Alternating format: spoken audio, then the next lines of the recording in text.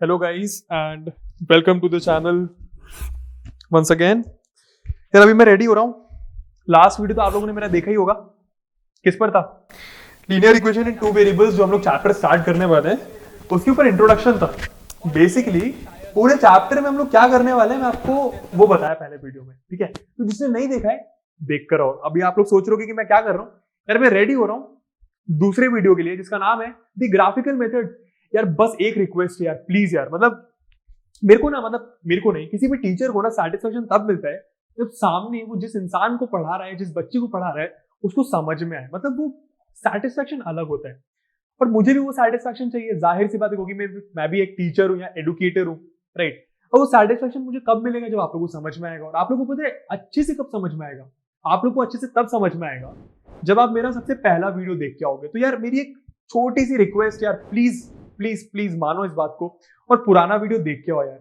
बहुत अच्छे से समझाया कि इस चैप्टर में क्या करने वाले हैं और पूरे चैप्टर में सिर्फ एक ही चीज होने वाली है, सिर्फ और सिर्फ एक ही चीज। क्या? एक्स और वाई की वैल्यूज निकालना है इक्वेशन सॉल्व करके, ठीक है? तो जाओ यार, सबसे पहले वो देख के आओ जब तक मैं रेडी हो रहा हूं एंड फिर मैं आपको मिलता हूं। जरा कंघी वगैरह कर लूं, देखते रहो।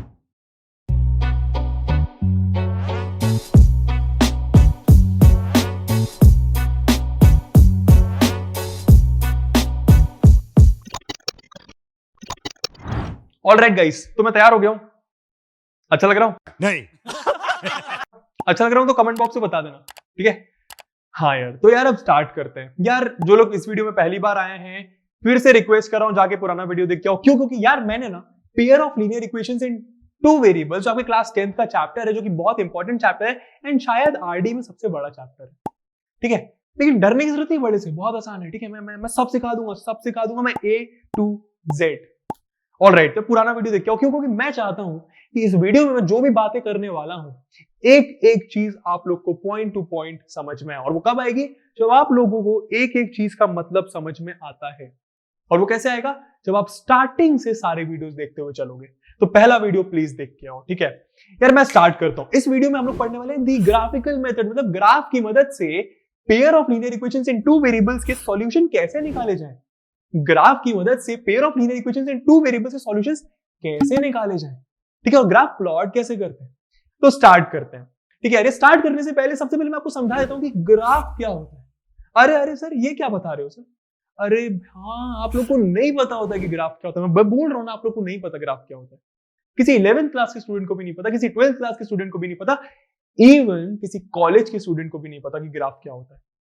और क्यों नहीं पता? क्योंकि आप लोग क्वेश्चन नहीं करते किसी टीचर से कि ग्राफ क्या होता है। मैं समझाता हूं, पहले 1 मिनट देखिए कि ग्राफ क्या होता है, समझ। अब मैं अगर आप लोग से पूछूं ग्राफ क्या होता है तो आप लोग बोलोगे अरे अरे अरे वो वाई एक्सिस, अरे वो एक्स एक्सिस, वो पॉइंट्स प्लॉट कर देते हैं, बन गया ग्राफ।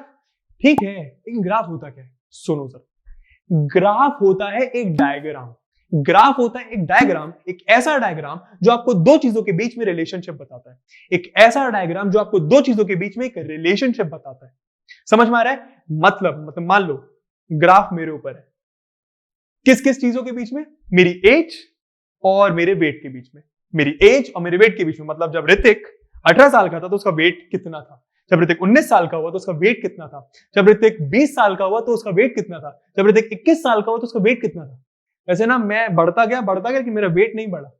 एनीवे, लेकिन समझ लो कि मैं क्या बोल रहा हूं यार। एक्स एक्सिस में मेरी एज प्लॉट कर दी, वाई एक्सिस में मेरा वेट प्लॉट कर दिया, और मेरे एज और वेट का रिलेशनशिप देखा कि मेरे एज के हिसाब से मेरे वेट पे क्या फर्क पड़ रहा है, लेकिन यहां पर तो कोई फर्क ही नहीं पड़ा। एनीवे, समझ गए ना? मतलब ग्राफ एक डायग्राम होता है जो आपको दो वेरिएबल्स या दो चीजों के बीच में वेरिएबल से डरने की जरूरत नहीं है।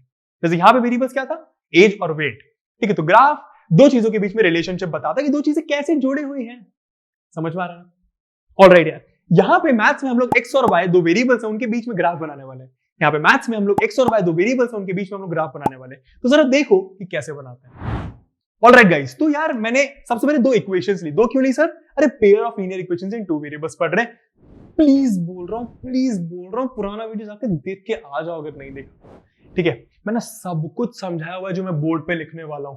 नंबर 2 का मतलब क्या होता है वो भी समझाया, वाई का मतलब क्या होता है वो भी समझाया, इक्वेशन का मतलब क्या होता है वो भी समझाया, वेरिएबल की वैल्यू निकालने का मतलब क्या होता है वो भी समझाया, सॉल्व करने का मतलब क्या होता है वो भी समझाया, पूरे चैप्टर में करने क्या वाला है वो भी समझाया।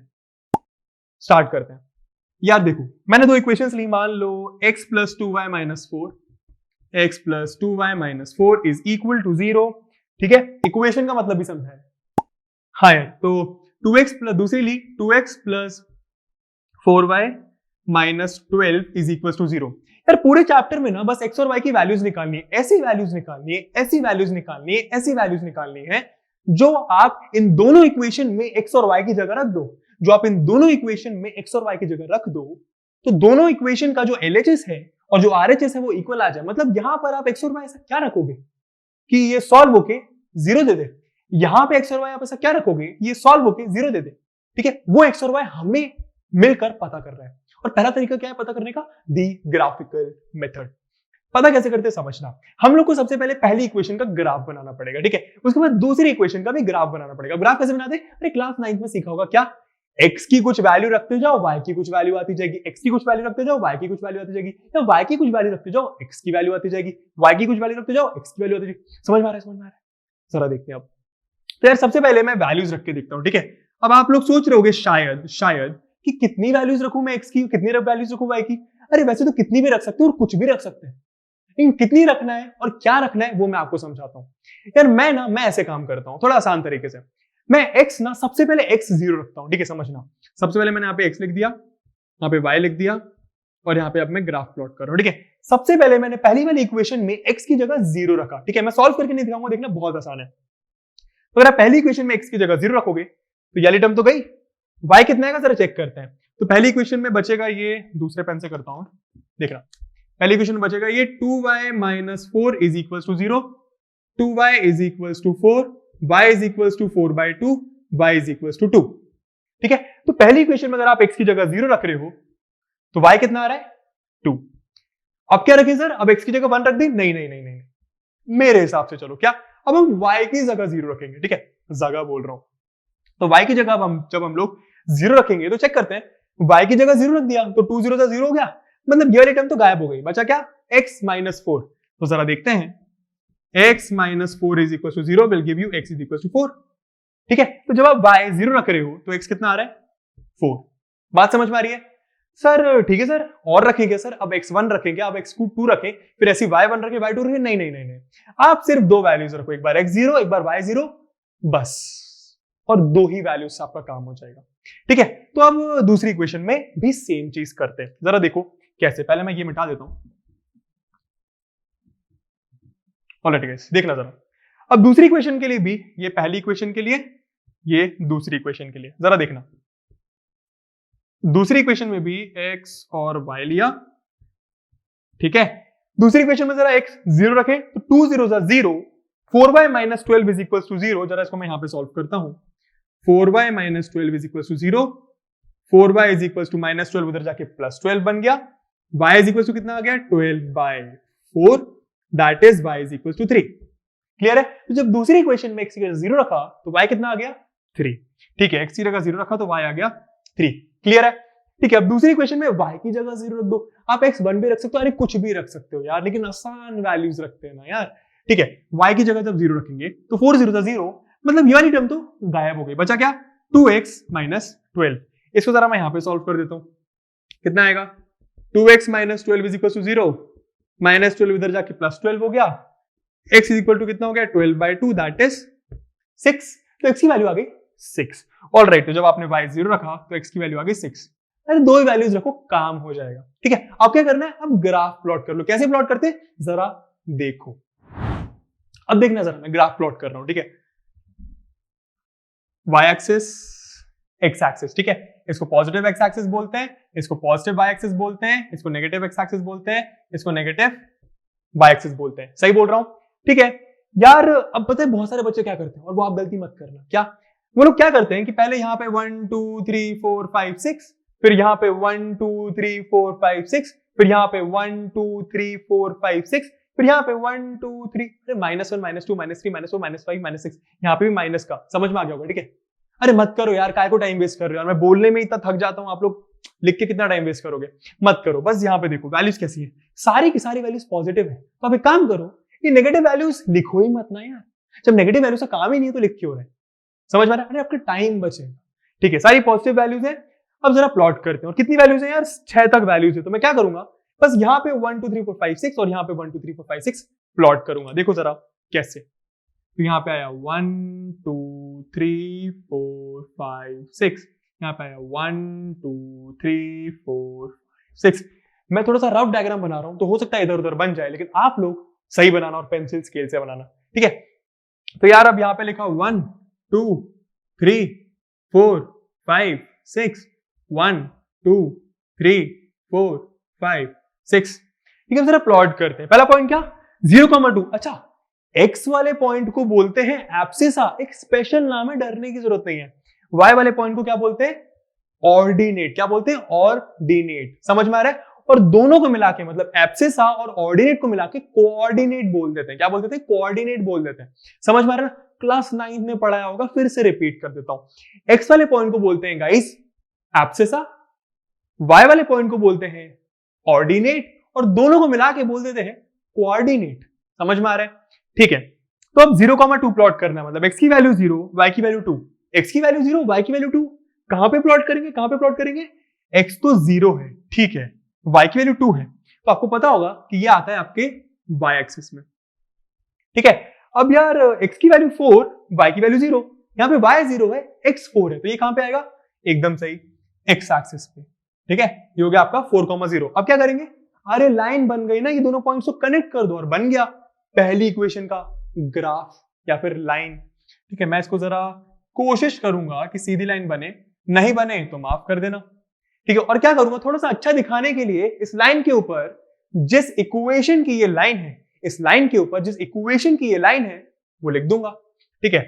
x प्लस 2y माइनस 4, तो यहां पे मैं लिख देता हूं x plus 2y minus 4 is equal to 0।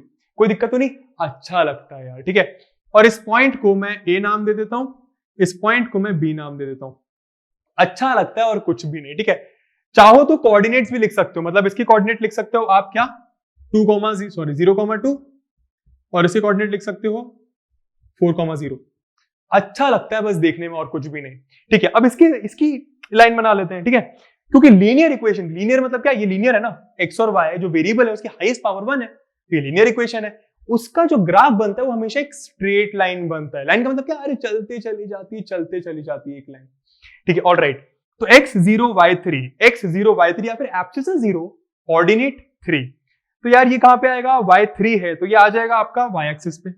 यहां पे बना देता हूं मैं, ये बनाया मैंने, ठीक है। ऑलराइट, x6 y0 कहां पे आएगा, x एक्सिस पे, तो यहां पे बना देता हूं। अब जरा जब लाइन खींचने की कोशिश करूंगा सीधी बनाऊं, नहीं बने तो माफ कर देना, ठीक है। और अब वही क्या करूंगा, उन पॉइंट्स के ऊपर कोऑर्डिनेट लिख देता हूं, ठीक है। क्या 0,3, तो 0,3 इसका कोऑर्डिनेट, तो ये आ गया 0,3, और इसका क्या 6,0, तो यहां पे लिख दिया 6,0। पॉइंट्स की नेमिंग कर दी, चलो हरे पेन से कर देता हूं, थोड़ा सा शायद बेटर दिखेगा। ये यहां से मिटाता हूं, बी यहां से मिटाता हूं, इसको लिखा ए, इसको लिखा बी, इसको लिखा सी, और इसको लिखा डी, ठीक है। बस अच्छा लगता है, ठीक है। और उस लाइन के ऊपर उसकी इक्वेशन लिख दी, चलो ऐसे भी लिख सकते हो आप इक्वेशन, क्या 2x प्लस 4y माइनस 12, तो मैंने लिख दिया 2x plus 4y minus 12 is equal to 0, ठीक है। ये ग्राफ बन गया, समझ में आया, ठीक है। तो ये pair of linear equations in two variables का ग्राफ बन गया। आई होप कि ग्राफ दिखने में ठीक ठाक तो दिख ही रहा है, समझ तो आ ही रहा है। ऑलराइट गाइस, तो यार अब इस ग्राफ से फायदा क्या होगा समझना। हमको हमारा मकसद था क्या, कि हमको x और y की ऐसी वैल्यूज पता करना है जो दोनों इक्वेशन को सैटिस्फाई करे, ठीक है। अब मैंने आपको पहले वीडियो में समझाया था कि 3 केसेस हो सकते हैं, या तो x और y की ऐसी बहुत सारी वैल्यूज होंगी, हाँ बहुत सारी वैल्यूज होंगी जो दोनों इक्वेशन को सैटिस्फाई करेंगी। दूसरा केस क्या था, ऐसी एक भी वैल्यू नहीं होगी जो दोनों इक्वेशन को सैटिस्फाई करेगी, मतलब एक भी नहीं, जिसको हम नो सॉल्यूशन बोलते हैं, और बहुत सारी वैल्यूज को इनफाइनाइटली मैनी सॉल्यूशन बोलते हैं। तो पहला केस इनफाइनाइटली मैनी सॉल्यूशन, जब बहुत सारी वैल्यूज होंगी।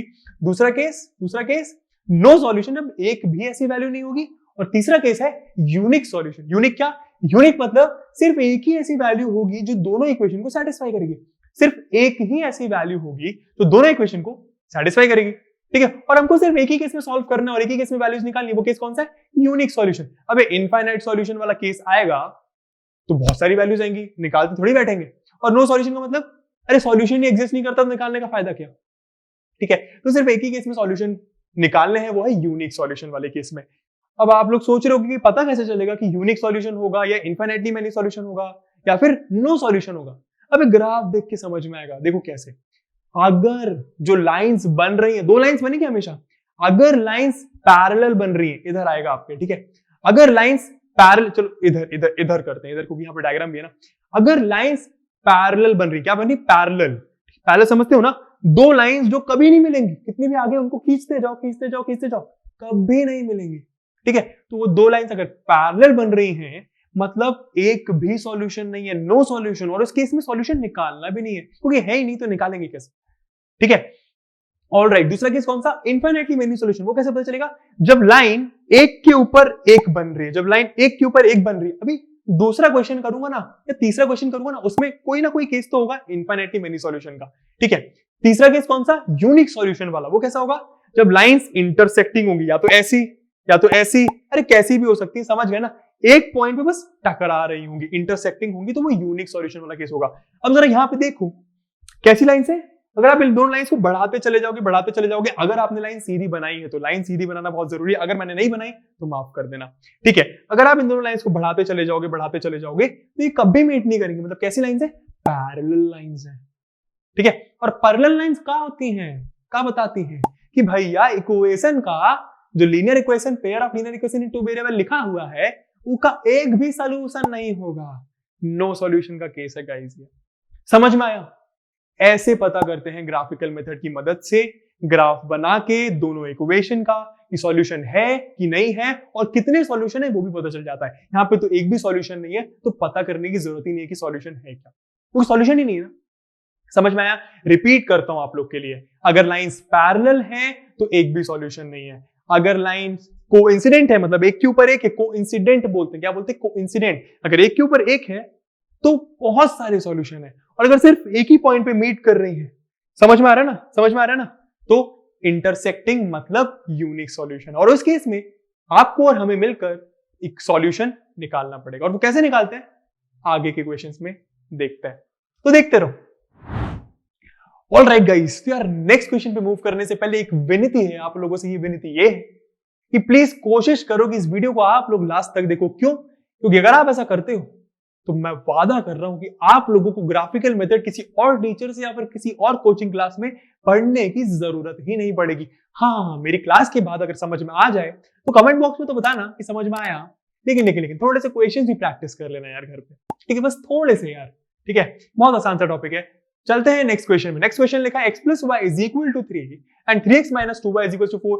पर्पस दिमाग में क्लियर रखना है। करना क्या है, x और y की अपन को आईसी वैल्यू निकालनी है भैया।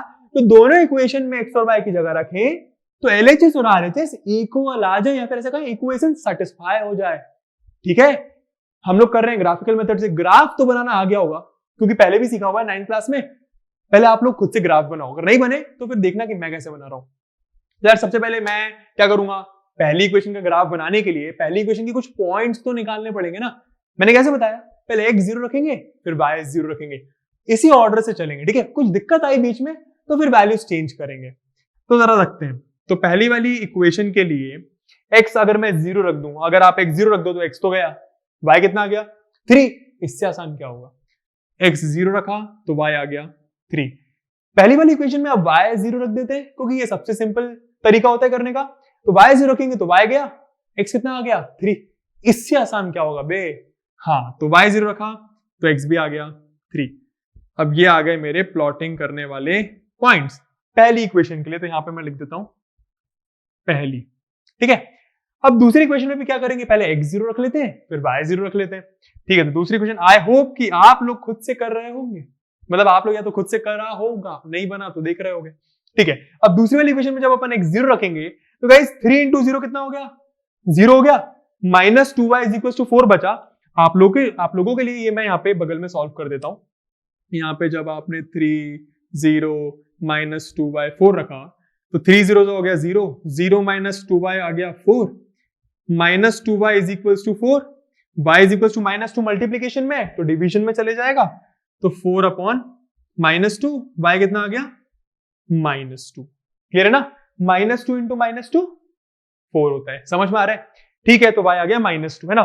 तो जब दूसरी वाली इक्वेशन में हमने x रखा 0 तो y आ गया -2। क्लियर है? अब क्या करेंगे? अरे सर आप ही नहीं तो बताया सर y 0 रख लो। ठीक है, तो जब y 0 रखेंगे तो देखते हैं कि x कितना आएगा। इसको जरा मिटा देते हैं।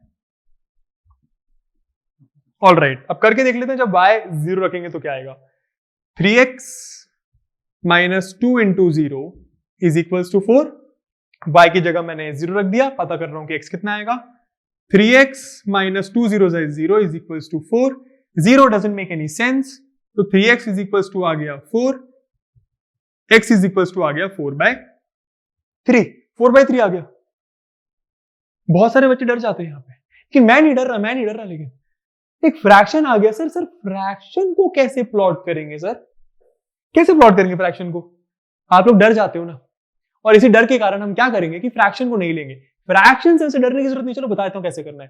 फ्रैक्शन को क्या करो, डेसिमल में कन्वर्ट कर लो।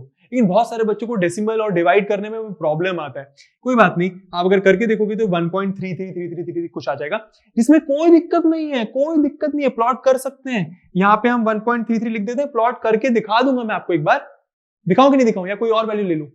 चलो कोई और वैल्यू ले लेता हूं आपके लिए, लगे देखो जरा। ठीक है, 1.33 में वैसे कोई दिक्कत नहीं है, बहुत सारे बच्चे डर जाते हैं, इसलिए मैं दूसरी वैल्यू ले रहा हूँ।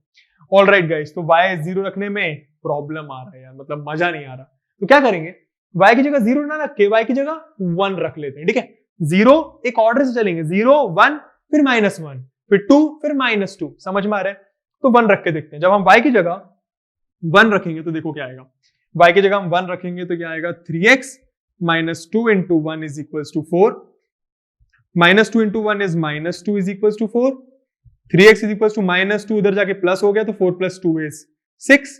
x आ गया 6/3 which is equals to 3 2 6। तो x आ गया 2। अब आसान वैल्यू लग रही है कि नहीं लग रही? ठीक है, तो जब y हमने 1 रखा तो x आ गया 2। ठीक है, तो बस इन वैल्यूज को लिख लेते हैं। सर आपने 3 वैल्यूज क्यों लिखी सर यहाँ पे? वहां पे तो ऊपर वाली इक्वेशन में तो सिर्फ 2 वैल्यूज लिखी है। अब यहाँ पे 3 इसलिए लिखी क्योंकि तू डर गया था या तू डर गई थी। समझ में आ रहा है? ठीक है, मैं इसको यूज तो नहीं करूंगा क्योंकि ऑब्वियस ही बात है, थोड़ा सा तो मुश्किल है। ठीक है, 2,1 हम यूज करेंगे। ठीक है, अब जरा प्लॉट करते देखो कैसे। ठीक है, तो देखो यार, y एक्सिस बनाई, x एक्सिस बनाई, यहाँ पे लिख दिया x, यहाँ पे लिख दिया y, यहाँ पे लिख दिया -x, यहाँ पे लिख दिया -y। क्लियर है? मैंने क्या बोला था? टाइम बचाने के लिए पहले ये देखेंगे कि कितनी वैल्यूज की जरूरत है। यार इस बार माइनस की भी जरूरत है यार, ये माइनस भी बनाना पड़ेगा। एनीवे यार बना लेंगे। ठीक है, और कितनी वैल्यूज चाहिए? 1 से लेके 2 तक दिख रही होंगी ना, या फिर 3 तक दिख रही होंगी ना, तो सिर्फ 3 तक ही वैल्यूज लिखेंगे। क्या? यहाँ पे लिखा 1, यहाँ पे लिखा 2, यहाँ पे लिखा 3। 1 2 3, यहाँ पे भी लिखा 1, यहाँ पे भी लिखा 2, यहाँ पे भी लिखा 3, यहाँ पे लिखा -1, यहाँ पे लिखा -2, यहाँ पे लिखा -3, यहाँ पे लिखा -1, यहाँ पे लिखा -2, यहाँ पे लिखा -3। क्लियर है? ठीक है, अब जरा प्लॉट करते हैं। तो पहली इक्वेशन को जब मैं ग्राफ बनाने जाऊंगा तो 0,3 यही पॉइंट है ना। 0,3 कहां पे आएगा? x का 0 है, y का 3 है। x का 0 है, y का 3 है, तो आएगा y एक्सिस पे। मेरे ख्याल से ये चीजें क्लियर होंगी। ठीक है, अब क्या? x का 3 y का 0, जब x 3 रखा था तो y 0 आ रहा है, 3,0 आएगा x एक्सिस पे। कोई दिक्कत तो नहीं? कोशिश करेंगे कि सीधी लाइन बने। आप लोग स्केल से बनाना प्लीज। ठीक है, पॉइंट्स की नेमिंग कर दो। इसको मैं लिख देता हूं 0,3, इसको मैं लिख देता हूं 3,0, थोड़ा अच्छा लगता है। और लाइन के ऊपर उसकी इक्वेशन लिख देता हूं x + y = 3, x + y = कोई दिक्कत नहीं हो, पॉइंट्स की नेमिंग भी कर दो, बस दिखने में अच्छा लगता है। ठीक है, और एग्जाम में टीचर भी खुश हो जाता है तो मार्क्स भर भर के देता है। ठीक है गाइस, अब सेकंड इक्वेशन का ग्राफ बनाने थे पॉइंट्स प्लॉट करके। 0, -2, 0, x का 0 y का -2 मतलब y एक्सिस पे आएगा। ठीक है, तो 0, -2 आ गया इधर y एक्सिस पे -2। ऑल राइट, 1.33, एक बार प्लॉट करके पहले दिखाता हूं। 1.33 आ रहा है x एक्सिस पे, y का 0 मतलब x एक्सिस पे आएगा। तो 1.33 किधर आएगा? 1 और 2 के बीच में आएगा ना। मतलब 1.33 कहीं पे यहाँ पे आता तो मैं यहाँ पे प्लॉट कर देता, लेकिन क्योंकि आप लोगों को ये वैल्यू मुश्किल लग रही थी इसलिए मैंने नहीं ली ये वैल्यू। हम दूसरी वैल्यू ले लेते हैं। ठीक है, 2,1 मतलब x का 2 y का 1, x का 2 y का 1, x का 2 y का 1 कहाँ आएगा? x का 2 और y का 1, x का 2 और y का 1 इधर आएगा। ऐसी करते थे, x का 2 y का 1, तो ये आ गया आपका दूसरा पॉइंट। क्लियर है? अब क्या करेंगे, कोशिश करेंगे कि सीधी लाइन बनाएंगे। मेरी आड़ी टेढ़ी बन रही है, लेकिन आप लोग समझ जाना कि ये एक सीधी लाइन है, ठीक है। अब क्या, जैसी ग्राफ बन जाए, जरा मैं इसकी भी क्या कर देता हूं, मार्किंग कर देता हूं। इसको मैं लिख देता हूं C, इसको मैं लिख देता हूं D, है ना। इस पॉइंट के कोऑर्डिनेट्स क्या हैं, 0, -2। देखने में अच्छा लगता है बस, है ना। और ये क्या, ये आ जाएगा आपका, क्या आ रहा है, 2, 1। तो ये था आपका 2, 1। कोई दिक्कत तो नहीं, ठीक है। अब ग्राफ तो बन गया, अगला काम क्या है, बस ग्राफ में देखो कि जो लाइंस हैं वो पैरेलल हैं, इंटरसेक्टिंग है, या एक के ऊपर एक है, मतलब कोइंसिडेंट है, ठीक है। सर इंटरसेक्टिंग है सर, एक पॉइंट पर मिल रही है, मतलब इंटरसेक्टिंग, एक दूसरे को काटते हुए जा रही है, तो कितने सॉल्यूशन होंगे भैया या बहना, कितने सॉल्यूशन होंगे। सर सिर्फ एक सॉल्यूशन होगा, यूनिक सॉल्यूशन होगा। समझ में आया गाइस। तो इस पेयर ऑफ लीनियर इक्वेशन का एक यूनिक सॉल्यूशन होगा, और वो सॉल्यूशन क्या होगा सर, वो सॉल्यूशन क्या होगा सर, वो भी पता लगा सकते हैं। कैसे, अबे जिस पॉइंट पर वो दोनों लाइंस इंटरसेक्ट कर रही हैं, या जिस पॉइंट पर वो दोनों लाइंस मिल रही हैं, जाके टकरा रही हैं, उसी पॉइंट के जो कोऑर्डिनेट्स होंगे ना, उसी पॉइंट के कोऑर्डिनेट्स मतलब क्या, जो उस पॉइंट के x की और y की वैल्यू होगी, जो उस पॉइंट के x की और y की वैल्यू होगी, वही आपका सॉल्यूशन होगा, वही आपका सॉल्यूशन होगा। तो जरा देखो, ये जो पॉइंट है, ये पॉइंट के कोऑर्डिनेट्स क्या है, ऑलरेडी हमने प्लॉट करके रखे थे क्या। देखो जरा नीचे से देखो तो ये x2 दिख रहा है, बगल से देखो तो y1 दिख रहा है, मतलब इस पॉइंट के कोऑर्डिनेट्स क्या है, 2, 1। और यही 2, 1 आपके इन दोनों पेयर ऑफ लीनियर इक्वेशंस के सॉल्यूशन है। समझ में आया, ठीक है। मैं आपको चेक भी करके दिखा देता हूं अगर विश्वास ना हो तो, ठीक है। तो क्या आंसर आ रहा है, 2, 1 है ना। चेक करते हैं 2, 1 इसका सॉल्यूशन है कि नहीं है। 2 + 1 कितना आता है, 3। पहले वाले का सॉल्यूशन तो है। यहां पे जरा 2 और 1 रख के देखते हैं। 2, 3 2 6, 3 2 6, y1 तो -2 × 1 is -2, 6 - 2 आ गया 4।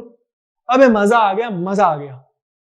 समझ में आया, ऐसे पता करते हैं गाइस। अगर इंटरसेक्टिंग लाइंस है, मतलब सिर्फ एक पॉइंट पे मिल रही है, तो वही पॉइंट आपका यूनिक सॉल्यूशन बन जाता है। क्लियर हुआ। अब मिलते हैं नेक्स्ट क्वेश्चन पे। यार अभी पता है क्या हुआ, मैंने ना पूरा वीडियो शूट कर लिया था, इतना मजेदार तरीके से करा था, इतनी एनर्जी के साथ करा था।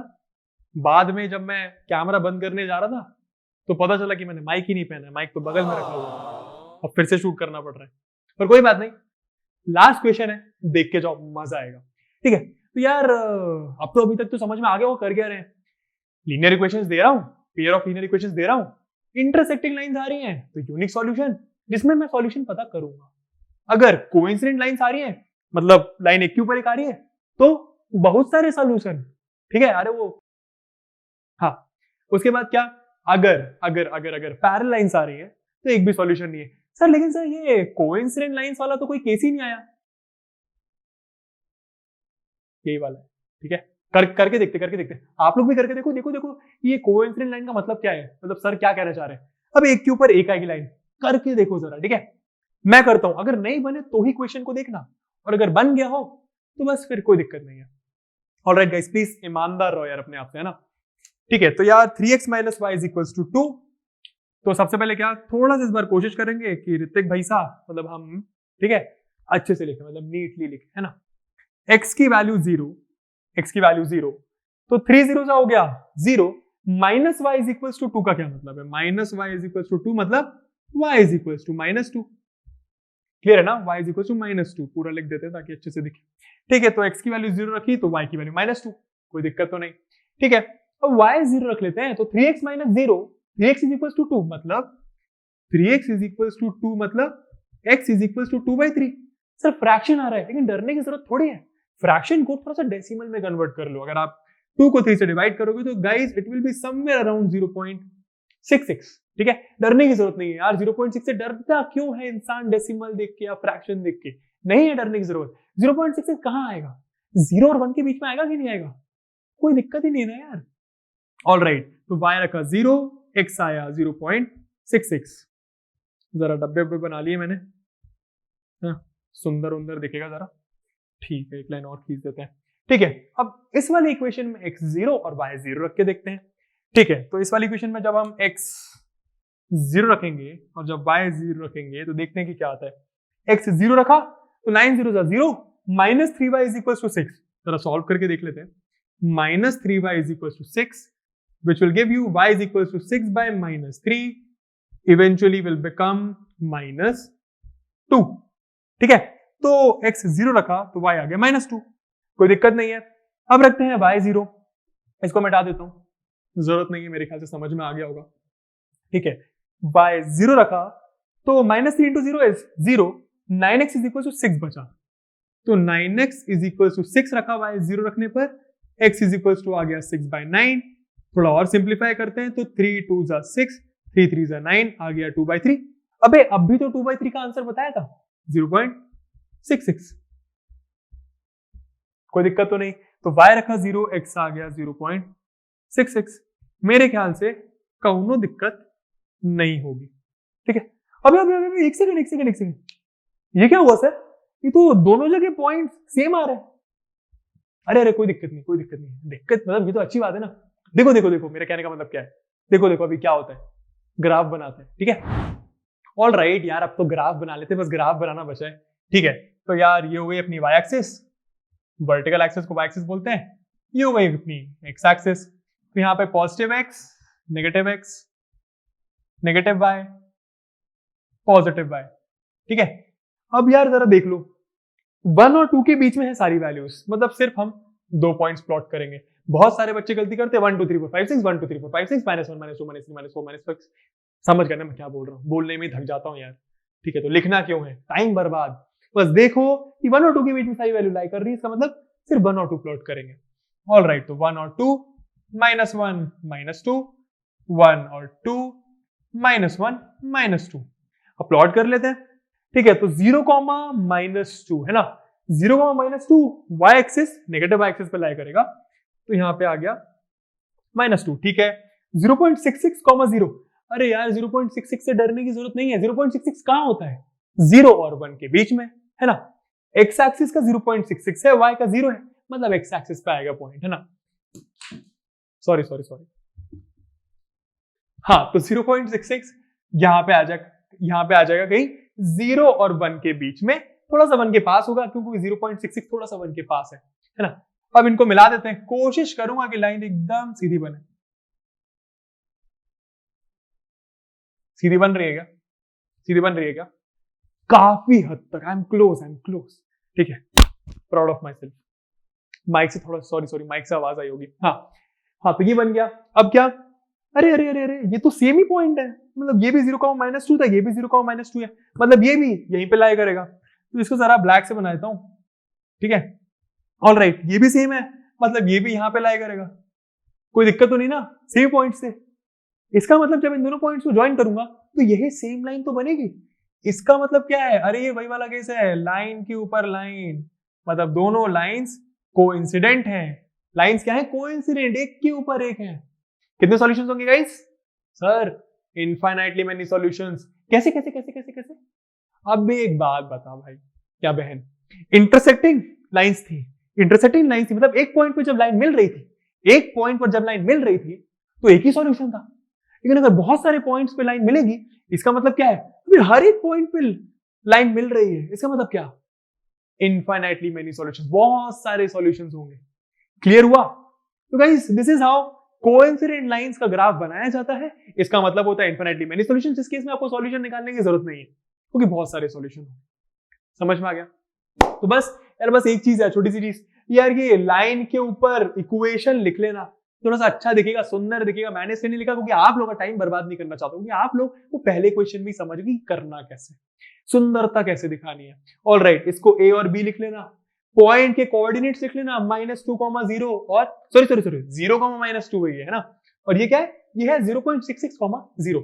ऐसे करोगे थोड़ा सा टीचर को सुंदर लगेगा और मार्क्स देख रहे धड़ाधड़। समझ में आया? तो बस गाइस ऐसे करते हैं। ऑल राइट गाइस, तो मजा आया वीडियो में? आई रियली जेन्युइनली होप कि आप लोग को मजा आया होगा और ये सीखने को मिला होगा, ये जानने को मिला होगा कि ग्राफिकल मेथड की मदद से pair of linear equations in 2 variables के सॉल्यूशंस कैसे निकाले जाते हैं। ठीक है, एक बार रिकैप कर लेते हैं।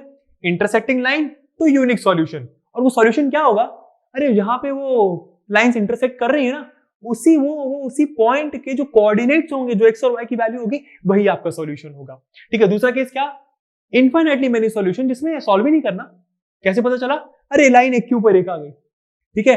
तीसरा केस क्या? नो सॉल्यूशन, अरे वो पैरेलल लाइंस यार, लाइन मीट ही नहीं कर रही कहीं पे, तो सॉल्यूशन कैसे होगा? और उस केस में भी सॉल्व नहीं करना।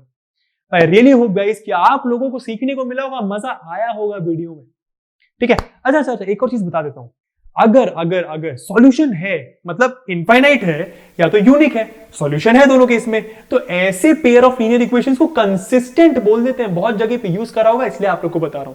क्या बोल देते हैं?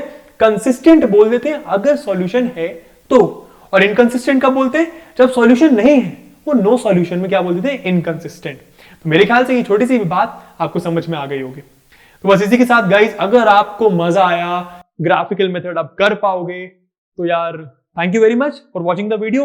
और जिनको नहीं बना, जिनको कुछ इधर उधर लगा वीडियो, तो बता के जाना मुझे कि क्या समझ में नहीं आया। मुझे कुछ ना कुछ आप लोगों से सीखने को मिलेगा।